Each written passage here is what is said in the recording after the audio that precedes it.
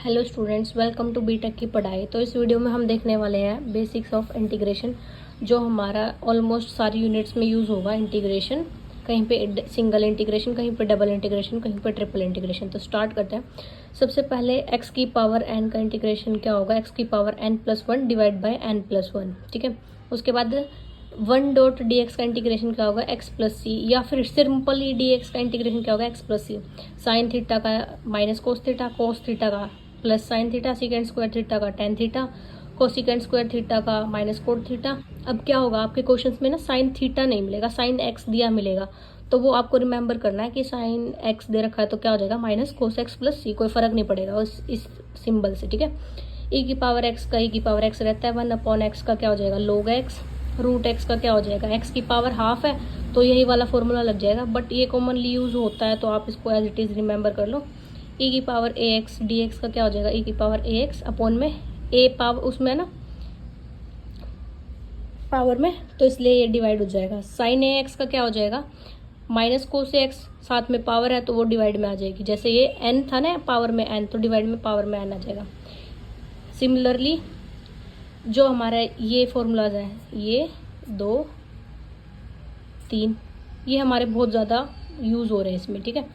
अब islet rule लगाते हैं। वैसे देखा जाए तो ये वाले जो फॉर्मूलाज है, ई की पावर ए एक्स और ई की पावर ए एक्स, ये हमारे आइलेट रूल की हेल्प से सॉल्व करने होते हैं, बट ये कॉमनली यूज़ हो रहे हैं तो इसलिए आप इसको एज इट इज़ याद कर लो तो वो ज़्यादा बेहतर रहेगा और आपका समय बचाएगा वो। अब आइलेट रूल देखते हैं।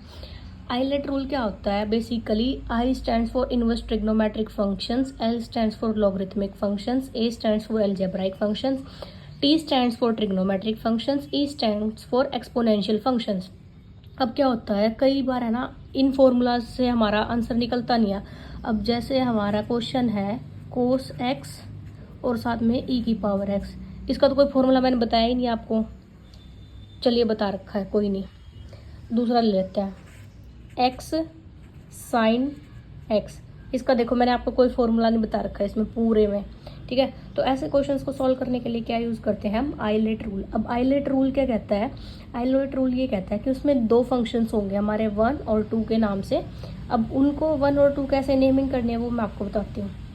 अब आइलेट रूल क्या कहता है, आई को सबसे ज़्यादा प्रायोरिटी देंगे हम, मोस्ट हायर प्रायोरिटी, ई को सबसे कम प्रायोरिटी देंगे। अब एक्स क्या है, एक्स हमारा एक अलजेब्राइक फंक्शन है और साइन एक्स हमारा एक ट्रिग्नोमेट्रिक फंक्शन है, तो ए पहले आ रहा है तो इसकी प्रायोरिटी क्या हो जाएगी, वन, और इसकी प्रायोरिटी क्या हो जाएगी, टू।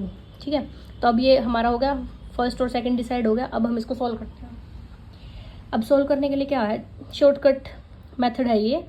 जो हमारा फर्स्ट फंक्शन होगा जिसकी प्रायोरिटी वन होगी उसका हम क्या करेंगे, डिफरेंशिएशन, डिफरेंशिएशन करेंगे। जिसकी प्रायोरिटी टू होगी उसका हम क्या करेंगे, इंटीग्रेशन। ठीक है।